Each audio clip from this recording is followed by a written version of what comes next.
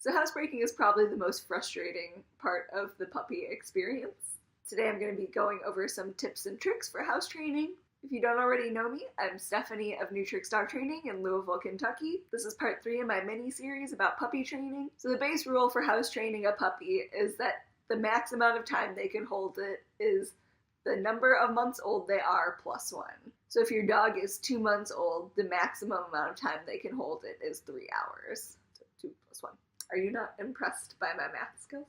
But the other part of that guideline is that most puppies usually have to go every 1 to 2 hours during the day. And remember that these are guidelines because smaller dogs usually can't hold it as long as larger breed dogs can. So this is one of the reasons it's usually recommended that you get a puppy either when you have some time off or someone will be able to stop by at the house to take care of it. So if you work an 8-hour job and can't stop home during the day, you're either going to have a family or friend stop in or hire someone on Rover, but your young puppy will not be able to make it the 8 hours you're gone. And I actually don't recommend that any dogs are left for a full 8-hour day alone. Like seriously, imagine if you had to go to work and were told that you couldn't use the bathroom the entire time.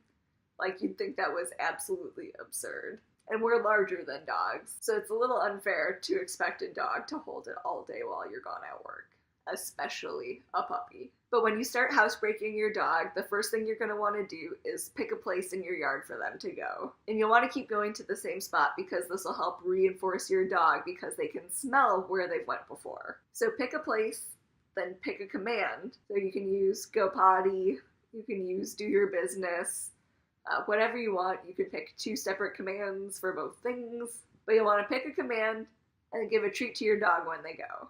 So you'll want to treat this like any other command, and this will help when you're traveling or when you're somewhere new. And when you take your dog out, you want to take them on leash, even if you have a big fenced-in backyard. And this will also help reinforce it as a command because your dog won't think, oh, I can choose playtime over this, or they won't get distracted by other fun things out there. You want to keep them focused on the task at hand. And if you get a puppy, another thing you're going to have to deal with is waking up in the middle of the night to take your puppy out. So I usually do last call at 11 at night, and then for puppies we'll go out again at 2 in the morning, and then I'll be up in the morning at 6.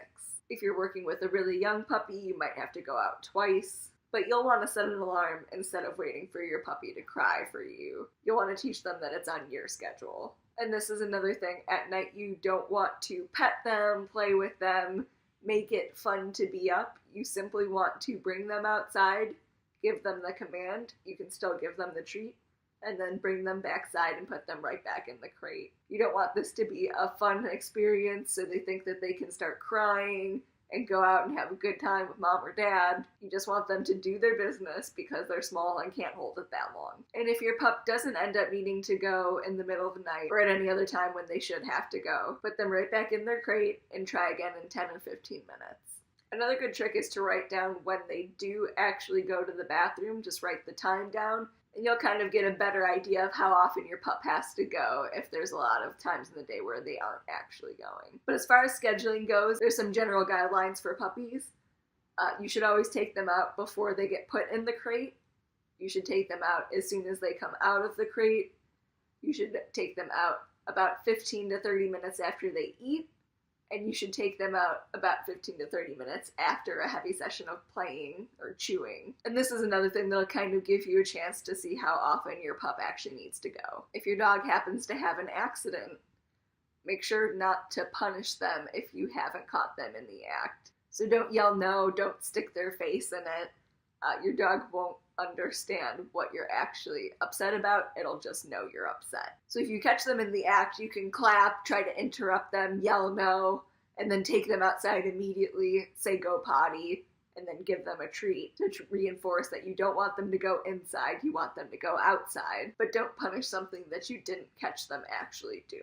Just make sure to clean it with a good cleaner like Nature's Miracle that has enzymes that break it down so that it's not reinforced by scent for them to keep going. And then if everything goes well and goes to plan, around 6 months old, you'll be able to start weaning them off of overnight trips outside, you'll be able to start cutting down on treats and simply have a house-trained dog. So tomorrow I'm going to be covering a little bit more about general puppy training tips.